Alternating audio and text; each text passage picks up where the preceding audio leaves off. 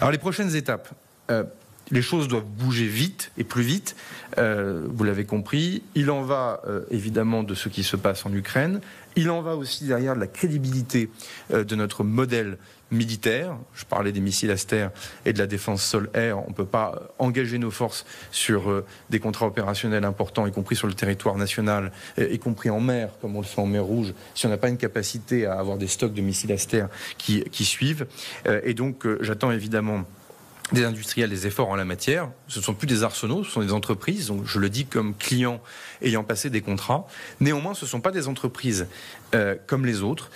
Et donc, pour la première fois, je n'exclus pas d'utiliser ce que la loi permet au ministre et au délégué général pour l'armement de faire, c'est-à-dire, si le compte n'y était pas en matière de cadence de production et de délai de production, c'est-à-dire de faire des réquisitions, le cas échéant, ou de faire jouer le droit de priorisation, c'est-à-dire quand vous avez soit une entreprise, soit des sous-traitants qui produisent à la fois des objets civils et des objets militaires, c'est par injonction de donner l'instruction à l'entreprise de faire passer la commande militaire avant la commande civile, d'imposer aussi des stocks minimaux. On le voit bien que si parfois les cadences de production sont trop lentes, c'est parce qu'il y a une tentation de faire du flux tendu et de ne pas avoir suffisamment de stocks de matières premières ou de composants. Et cela, évidemment, au bout de 2 ans de guerre en Ukraine, avec un budget de 413 milliards d'euros pour les 6 années qui viennent, il est impensable que l'industrie de défense ne poursuive pas, évidemment, sa transformation. C'est certainement pas une menace, puisque depuis 2 ans, les choses avancent dans quelque chose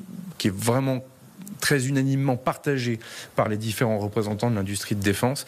Mais au moment où nous sommes, y compris de la situation sur la ligne de front en Ukraine, vous comprendrez bien que personne ne pourrait comprendre précisément que le ministre des Armées ne fasse pas jouer ses pouvoirs de police pour augmenter, le cas échéant, des productions de missiles Aster ou de buts de 155 mm. Donc ces questions de réquisition et de pouvoir de police sont évidemment clairement sur la table au moment où je vous parle.